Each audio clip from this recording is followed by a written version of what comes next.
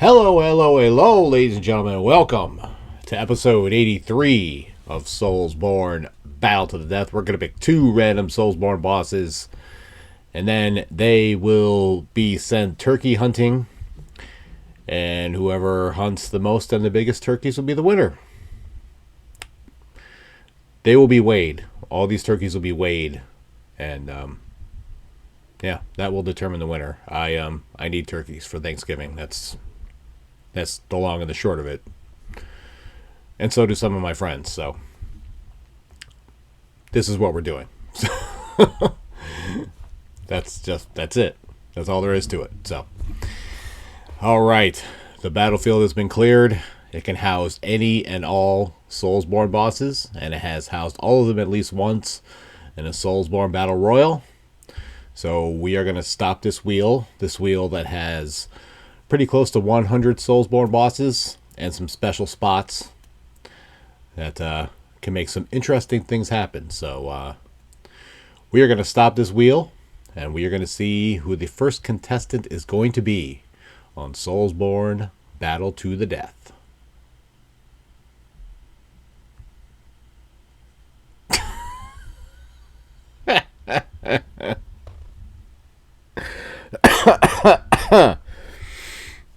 Oh my goodness. Ladies and gentlemen, we have landed on the only spot on this wheel worse than Pinwheel. We have landed on the only boss on this little generator that is worse than Pinwheel. We have landed on the legend Soldier of God Rick, as my boys like to say. I mean, what can really be said about this boss? It is technically the first boss of Elden Ring, and even as well, not really. Not really, right? I guess the whatever Scion, I guess, is the first boss. So I mean, whatever, but you know what I mean. I guess you don't know what I mean because I said something that was incorrect. But anyways, definitely like the weakest boss, I think we can all agree, in Elden Ring and probably any SoulsBorne game. So yeah, this is quite a treat. We have landed on a Soldier of Godric here. So I guess we're just gonna take this wheel for another spin. We are going to take this wheel for another spin, and we are going to see who's going to get the victory over Soldier of Godric. I swear to God, if we land on Pinwheel,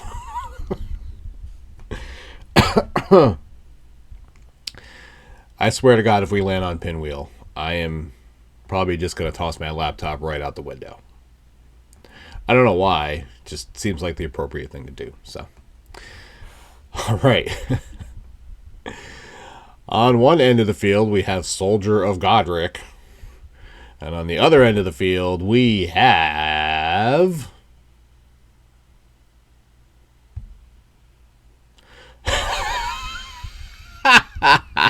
Jesus Christ. Oh my God.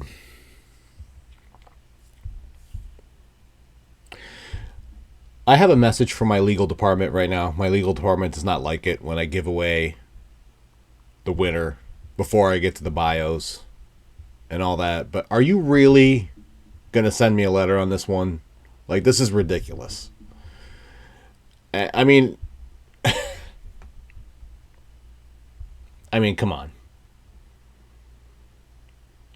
I don't think Nameless King even comes out of the clouds for this fight. Like, seriously. Nameless King wipes his ass with Soldier of Godric. That's all there is to it, but okay. But since they insist on me going to the contractually obligated bios, let's have a look at Soldier of Godric.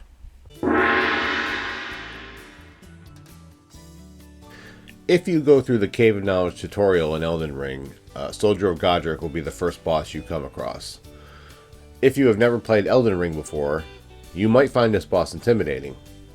and possibly not even then. Despite having relatively decent movement and relatively decent power, you will likely kill him in 2 or 3 hits, making him not really that much of a challenge. In fact, he's so little of a challenge that he doesn't even really have his own boss page on the fandom site. It's just the Godric Soldier page, which is the regular enemy you fight in the game. So that's how much the fandom site respects him. And really, you don't owe him much more respect than that. Usually when I'm talking about the bosses in any of these games, I give them the respect that they, rightly deserve. But if you come across Soldier of Godric across the battlefield from you and SoulsBorne Battle to the Death, basically you can breathe a sigh of relief because it's kind of a day off for you. And yeah, you might want to bring a coffee and a lunch. You could probably do that while you're fighting Soldier of Godric and probably succeed handily. So yeah, play games on your phone, write a book, pretty much do whatever you want, and you should be able to handle this boss pretty handily. So yeah, no problems here.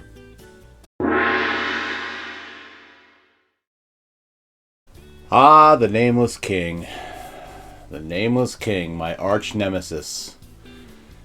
I said it before, I'll say it again.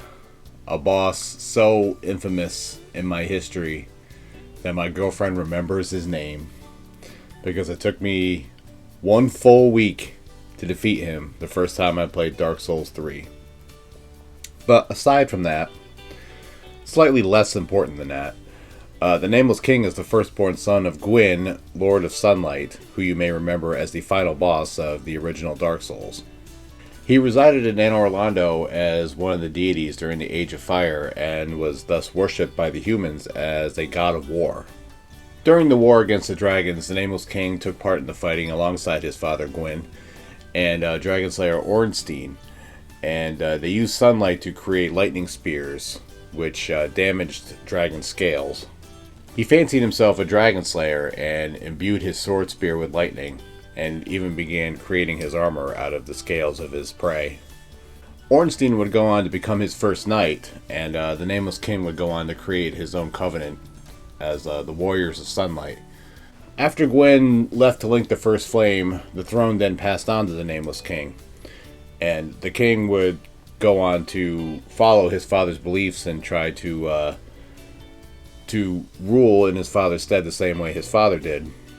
But unfortunately, his reign was marked with catastrophes.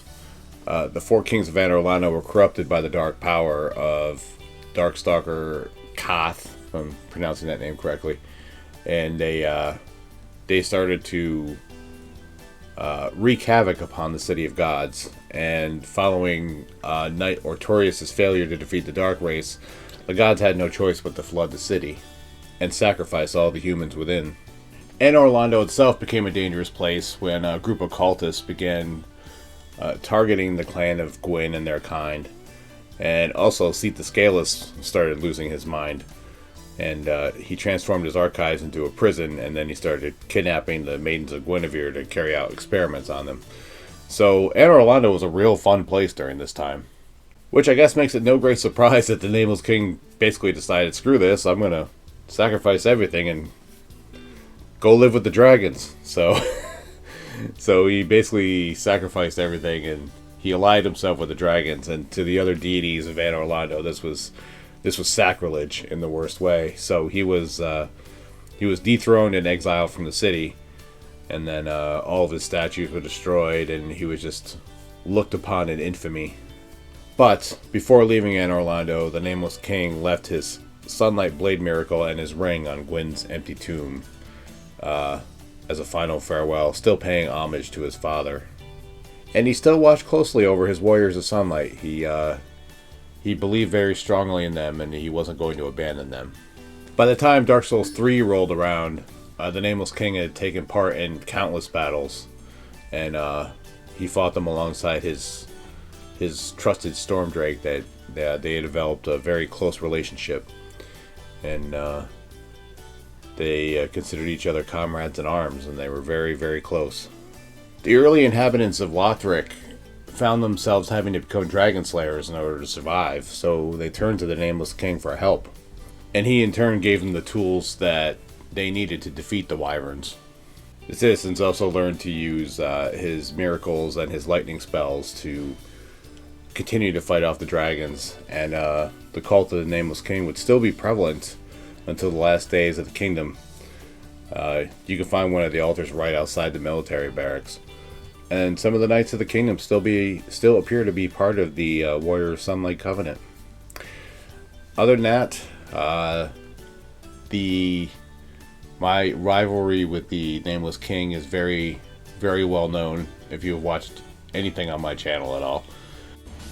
Haha! Beat Nameless King or bust nothing, baby! One try! First try, ever. There was no other tries. Like I said, it took me a week the first time I played Dark Souls 3 to defeat him. Took me 4 days to beat the Twin Princes. Those are the two that my girlfriend remembers. The Twin Princes and the Nameless King. And yeah, those were very, very frustrating times. But nowadays, Nameless King is definitely one of my favorite bosses. He is such an awesome boss. And of course, now I've played the game so many times that, you know, when I did the No Estus run, I stretched out the game by going out into Archdragon Peak and just playing a little bit longer. And I fought the Nameless King, and it didn't take me that many tries to beat him. I don't remember how many tries it took, but can probably put that on the screen as I sort that out. But it wasn't that bad, so I find him fun to fight now, but back then, not so much. It was just such a nightmare.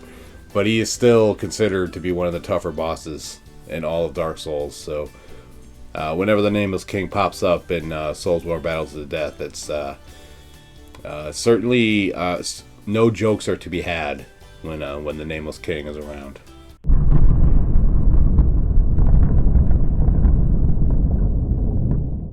You are getting an extra special treat here on SoulsBorne Battle to the Death today, because not only am I going to tell you who I think would win this fight, I'm going to tell you exactly how the fight is going to go. Soldier of Godric is going to charge in, sword up, ready to go, full of piss and vinegar, ready to murder anything in its path, right?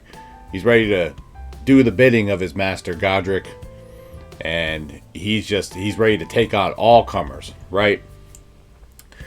Nameless King flies in on King of the Storm, all beautiful and majestic, and just soaring around and searching for his prey.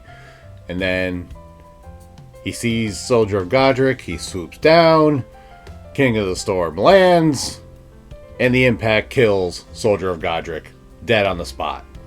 No contact is made, just the impact of the wind kills Soldier of Godric.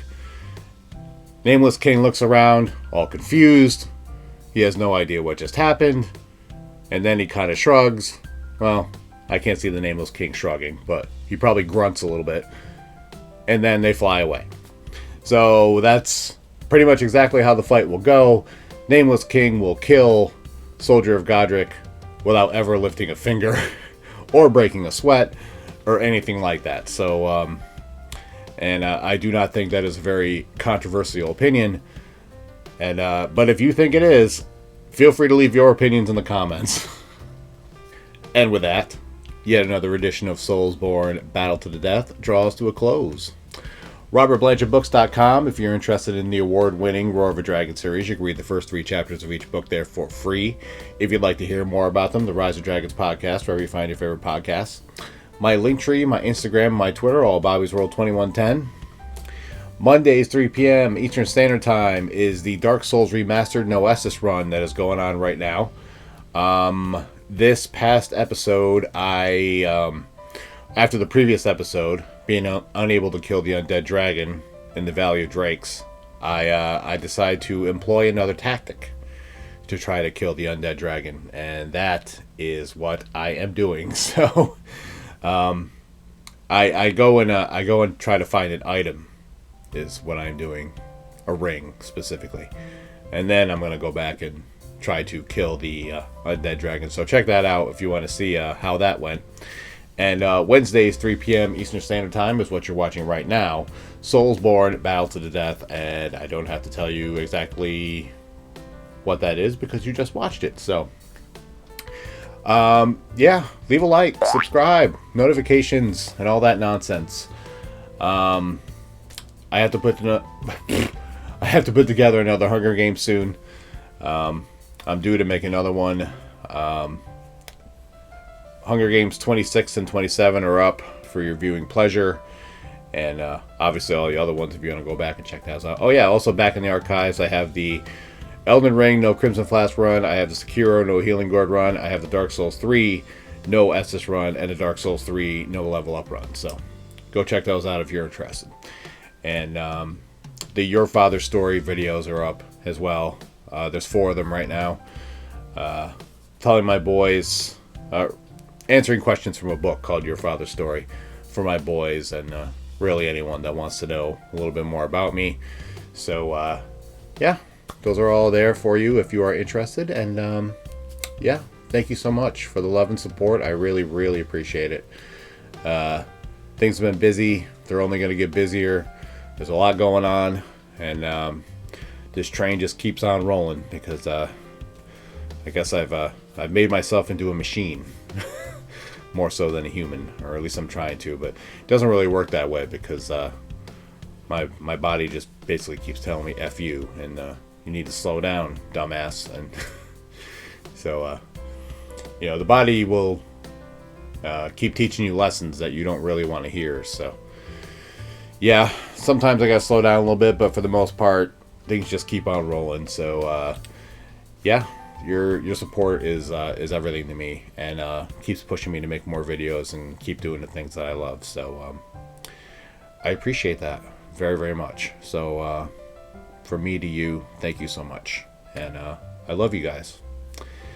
And yeah, that's gonna pretty much do it. So until next week, be well, stay safe, and as always, it's Bobby's World, and you're all just living in it.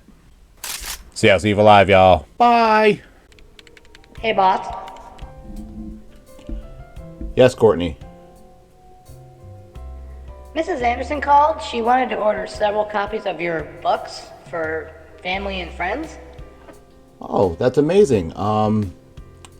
Get some ordered, have them sent over to me, and I will sign them for her. I really appreciate it if you could do that for me. I didn't know you were an author. You did. Courtney, you've been with me for like 2 years now, and we've talked about it fairly constantly, and there's an ad at the end of every one of these videos. Well, that doesn't mean that I listen to everything you tell me. Are the books any good? Well, readersfavorite.com said that its intensity rivals that of the Game of Thrones series. I know, that's pretty crazy, but that's exactly what it says. It's on the Cry of a Raven review. Go check it out. Well, that's pretty cool. What are the books about? It's about a soldier who gets exiled for saving a baby dragon, and later he's killed, and he wakes up 3,000 years later with strange powers, and he's watched over by the very same dragon, and the world has been overrun by evil, and he now must travel back in time to stop the evil that started in his own home country. Wow, that sounds interesting. How can I get copies of the books? Well, you can go to robertblanchardbooks.com and order your copies there. You can read the first 3 chapters of each book there for free. And if you want to hear more about them, you can listen to the Rise of Dragons podcast. You have a podcast too? You know what, Courtney?